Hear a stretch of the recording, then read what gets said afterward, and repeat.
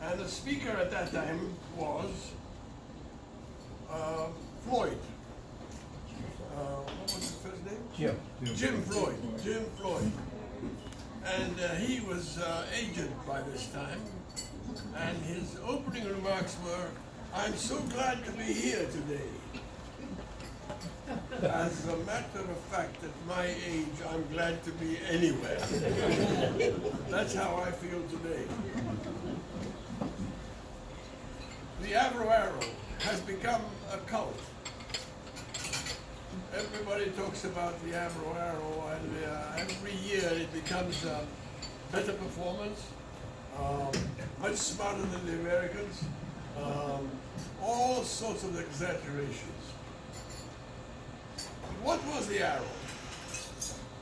Well, when the Cold War heated up, and that's an oxymoron, the strategists thought that if Russia attacked, it would come across the pole, the North Pole. Well, we would be in the way, wouldn't we? So the federal government, which was then a liberal government, approached AVRO, which was a British company that had a branch in Toronto, if they could come up with a design of an aeroplane that would meet Canadian requirements. Canadian is what I'm stressing. And you might well wonder, why Canadian? Well, I'll tell you. Canada in those days was sparsely populated, even more so than it is now. Wide spaces, big distances, and we had no aircraft suitable for that kind of activity.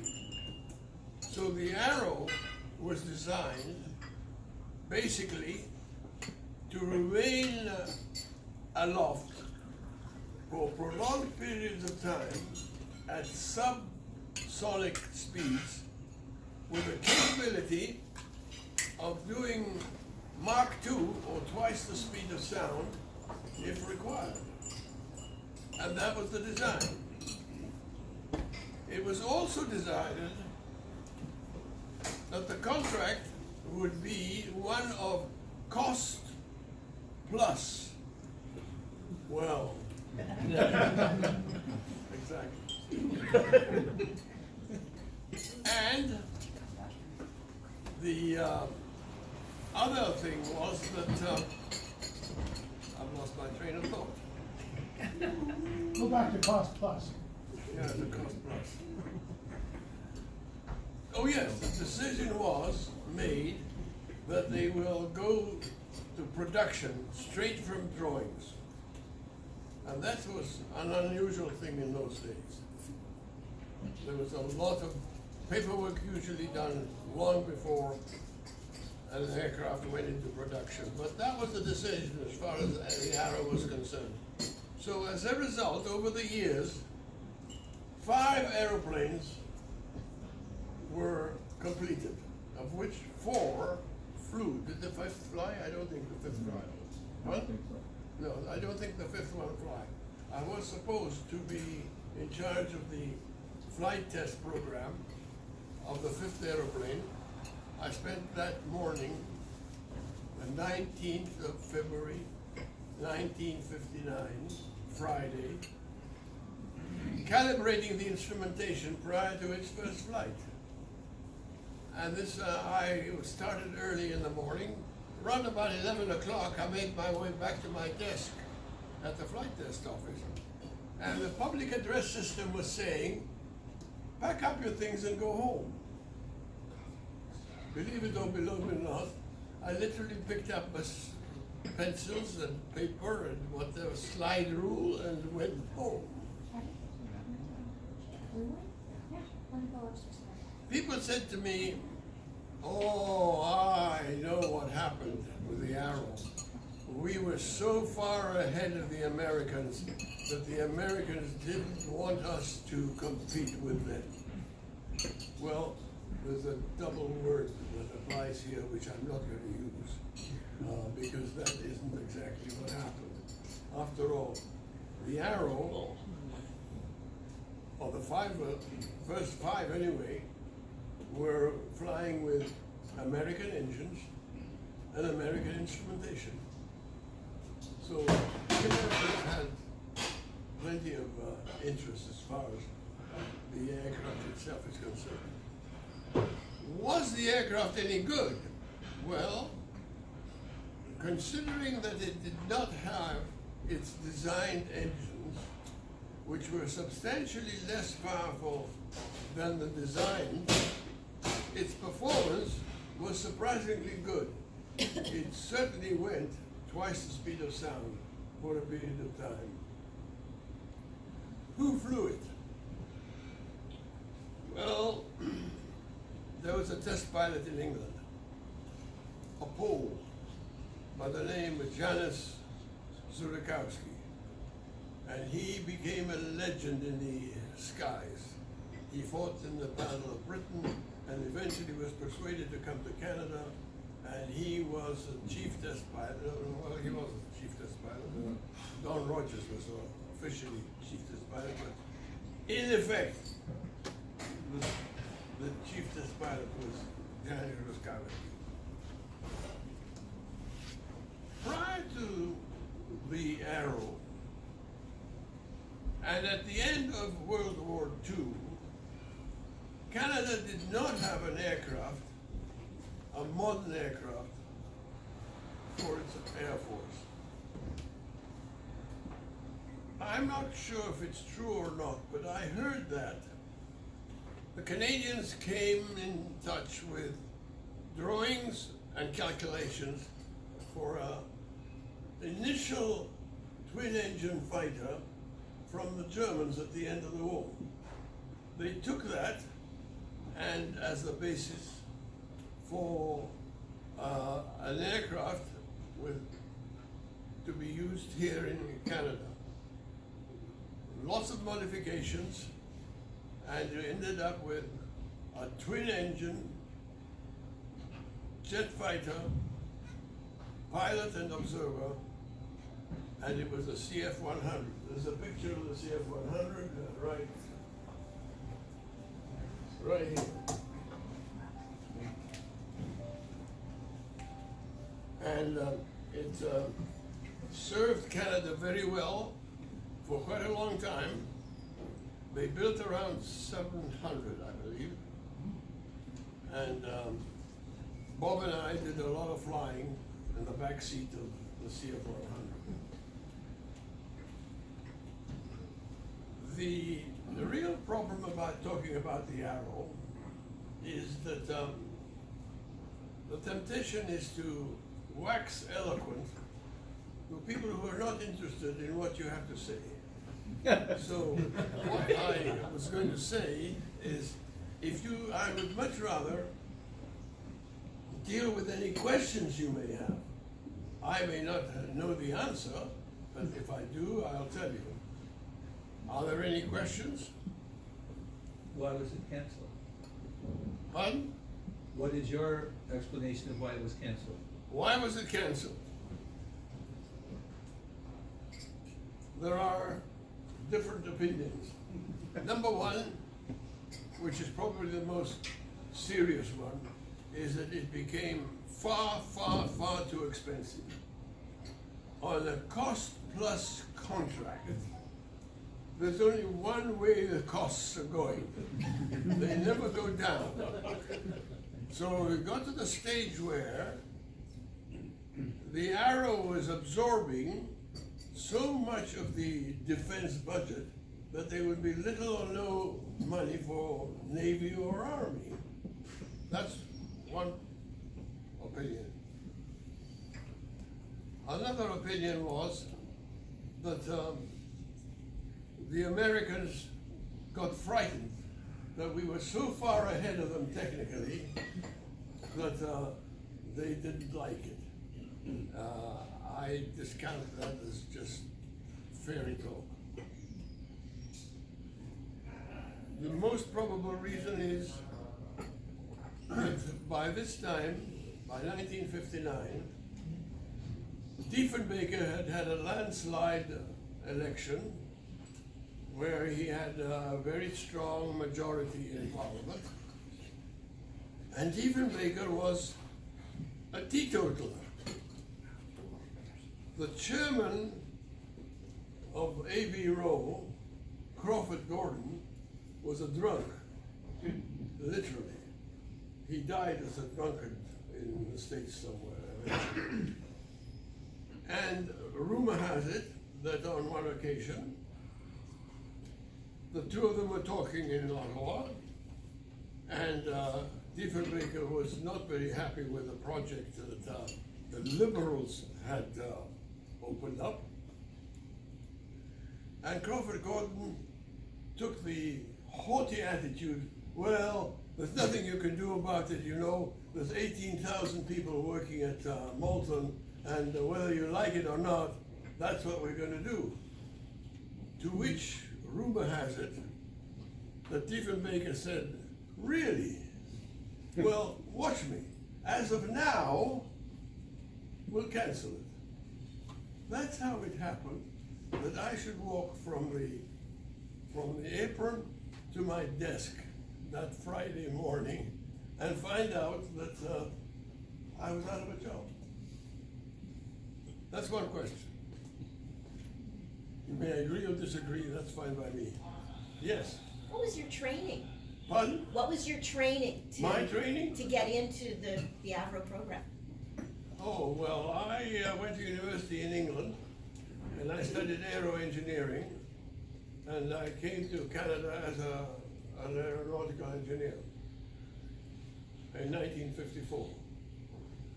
I might say I was not a particularly brilliant engineer.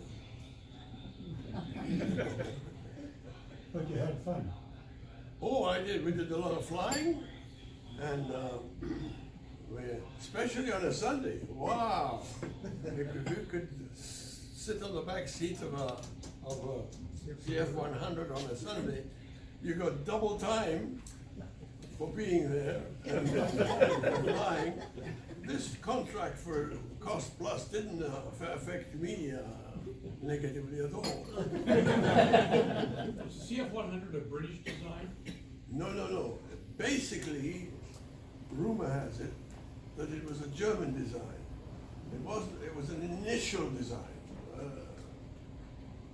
and that somehow the Canadians got hold of it and worked on it and modified it, and but it ended up with two Canadian engines.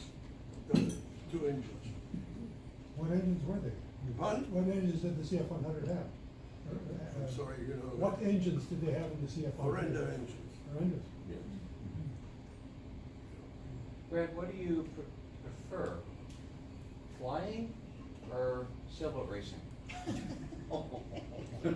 Sorry, one of my problems is well, my major problem is old age, but hearing is an accessory. Do you prefer flying or sailboat racing? You know, I enjoyed both. I enjoyed flying, and I certainly enjoyed sailing. I had a boat here from '71 until the day I retired, and in fact, my last boat, AVRO, is still racing. Yeah. The crew has taken over. Which are faster? What? Which is faster? Oh, I think AVRO. On a favorable wind. Planes or boats? So Yes. did your name come from AVRO? The AVRO? No. I wouldn't think so. There's no connection between AVRA and AVRO. AVRA is a Greek word, and I grew up in Greece. My father's business was in Greece, so my first 13 years was in Greece. AVRA is a name, and it simply means sea breeze. So we figured that we would call our boat AVRO because it sounded feminine, and boats are feminine. It was short, and it had some connection with wind. Sorry, there was somebody down there. The documentation was supposed to be shredded when everybody walked out, was that the case? Well, I'm afraid I don't know. I can't tell you. All I can tell you is that I got there one day and they were chopping up those 5 aeroplanes. It's this political disaster as far as I'm concerned. And I had only been in Canada 5 years, and I thought to myself, what kind of historical pride are these Canadians capable of when they can chop up, at least have 1 or 2 that are okay. All of those salvage was the cockpit of one of them, and it was on display at Rockwell, I think. I don't know where it is now, but just the cockpit section. Which incidentally brings me to the cockpit layout was designed by Jan Zurikowski and Bob Orr right here. Because I have minimum everything, including brains. Is that it? Yeah. There's rumor they kept one stuck in the barn somewhere. Which? No. They kept one AVRO Arrow stuck in the barn and hid it? Yeah, that's a fairy story. Okay. Because just about the only runway that the CF1, the Arrow could land on was the lengthened runway at Malton. So I don't think that I could land at Brampton Airport. I don't think that AVRO had any armaments, am I correct? If not, why? Why no armaments? Oh, well, the armament, well, Bob should speak about that, because Bob spent 2 years in California for AVRO, for the Arrow, developing the armaments. And the armament design was that in the belly of the airplane, there was going to be a tray. And in the tray, it carried the rockets. And prior to firing them, this tray would be dropped. And the rockets would be fired, and the tray would be back up again. We never got to that stage. And incidentally, we never got to the stage of installing the Canadian design engine, which was quite well developed, but had not reached production stage as far as I know. Right? It was in the number 6 airframe. Fun? It was in the number 6 airframe. Yeah, but we didn't go beyond the 5. No, it didn't fly, they don't get off the So somebody said, Alex says that it was the armament was designed to be tested on the 6th airplane. And if there's no other questions, I'm going to sit down.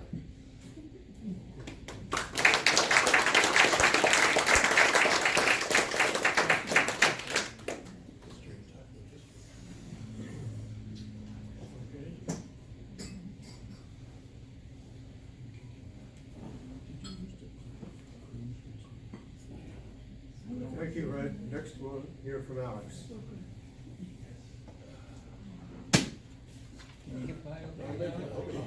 Well, that's quite an act of fall. He said everything I was going to say. I'll fill you in some of the.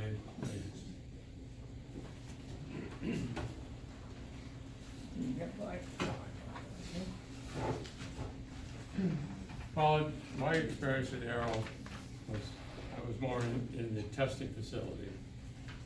And actually I worked in the ground test labs. Red's was in the flight test labs, and our 2 labs were close to each other.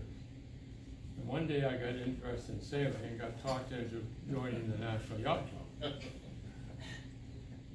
In the old clubhouse. Yeah. I walked in one day, I know you.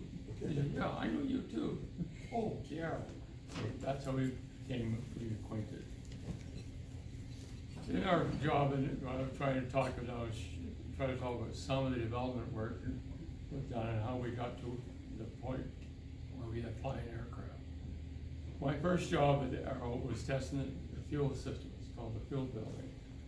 And we had a huge replica of the fuel tanks, one wing tank and the bow tank. It was gimbal, so you could tilt it up and down, and the ground was a big hole that the wing would go in, and that was how the fueling system was tested.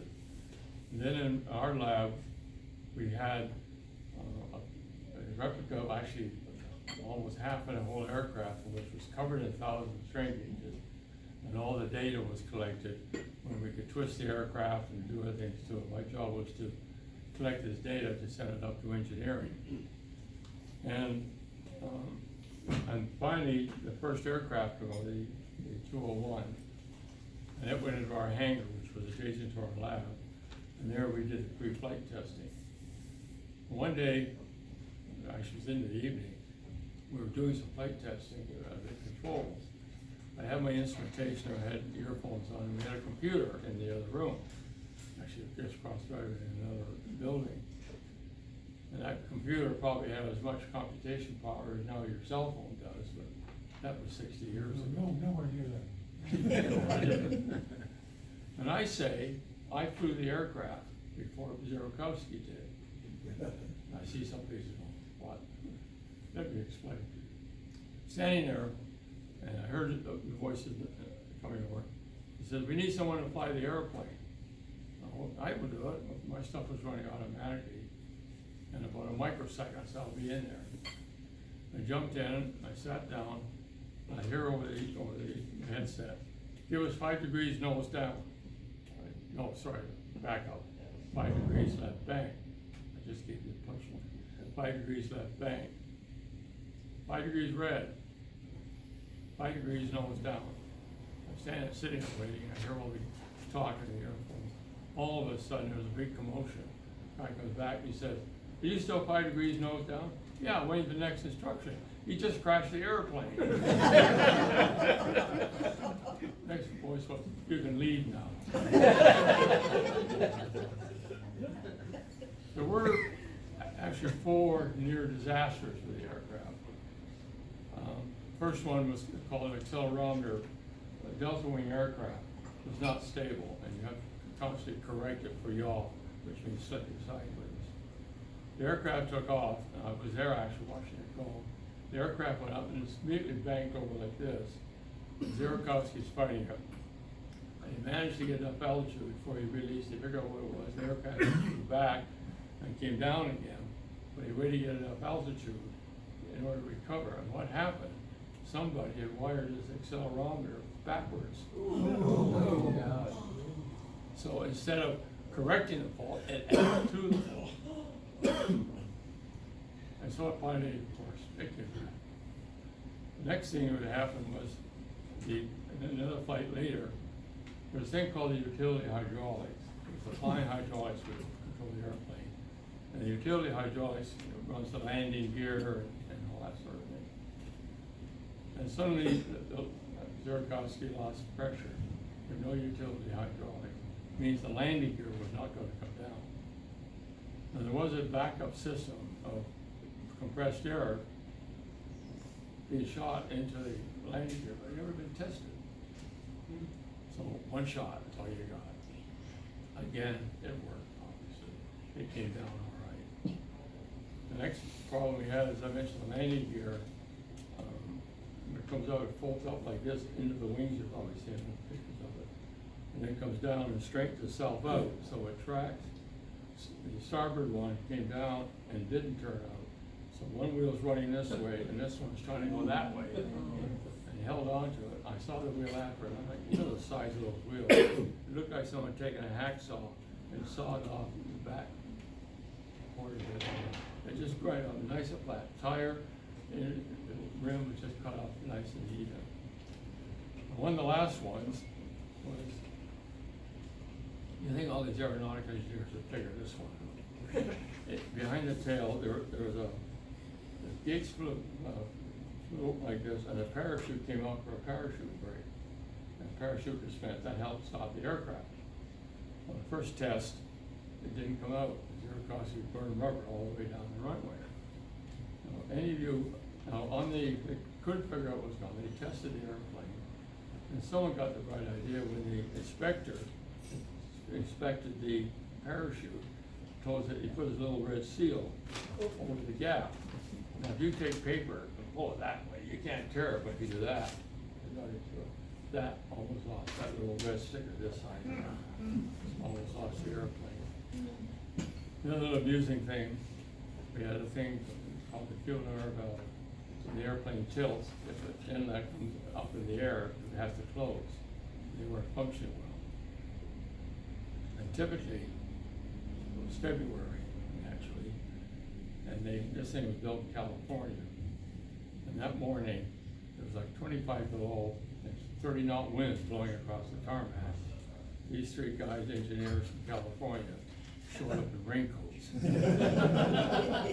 We were given Arctic suits, complete with fur, you know, just like Canada Goose is today. I remember those guys said, "Can't you somebody get some of those?"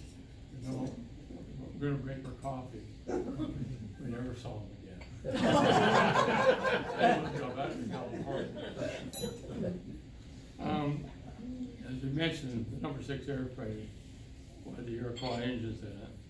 I was part of the team that was doing the engine run-up, so that's as far as we got. We got the engine started, but then Keith Baker did this thing shortly after.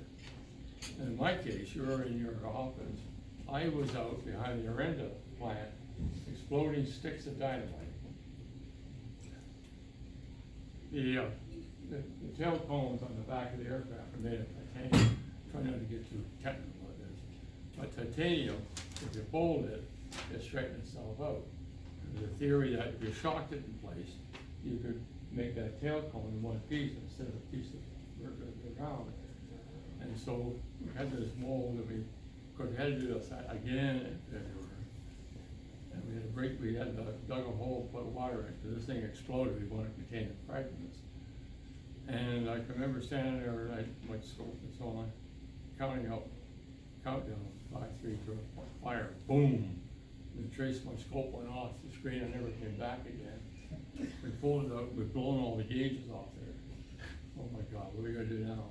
The field phone rang, and it was the boss. He says, "Come back to the lab, there's gonna be an announcement." So I and 2 other guys jumped in the Jeep, went back to the lab. And this is after you've blown the plane up? We blew the pipe, let the gauges off, and then blow the plane, pipe was later. We had a tube which we put a ring of titanium in it, and they tried to blow it into the dynamite was inside the tube. And it was just like almost like a farmer's outhouse. We had the instruments in. We left there, closed the door, got in the Jeep, and like he says, an hour later I was on the street. Somewhere there was thousands of dollars worth of instrumentation in that shed, but I hope somebody found it. And the interesting thing too is about 2 months ago, I was at another AVRO get-together, and this was in Brampton, where I now live, and it was almost to the date, the 60th anniversary of the cancellation of the Arrow, and there was over 100 and some odd people showed up for that. And in the talk, they had some people who were reading this, and then they said, "Oh, by the way," someone said, "anybody here worked on the aircraft?" Me and about 6 others. So that interest is still there about the aircraft that never really existed. And here we are today still talking about it. And for me personally, it was a great experience. And what I learned working there served me well the rest of my life as I grew into it. I ran my own business eventually. And I'm still talking about it. Anybody any questions about what went on inside? Oh, okay, thanks very much.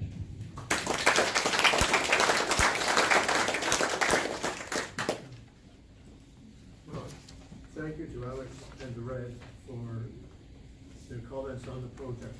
I'm just gonna bring into it another comment I heard. This is interviewed by Steve Bacon on his show on TVO. He interviewed Liam Dwyer. This gentleman was a World War II veteran. He's 96 years old, married for 74 years. He had, his role on a naval ship was artificer and petty officer. He had to know everything about the ship to keep it going.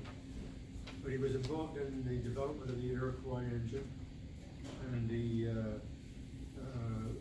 was asked by Steve this question: How do you feel today that the AVRO program was cancelled by John Diefenbaker? His answer was that he blamed the advisors to Diefenbaker for the cancellation.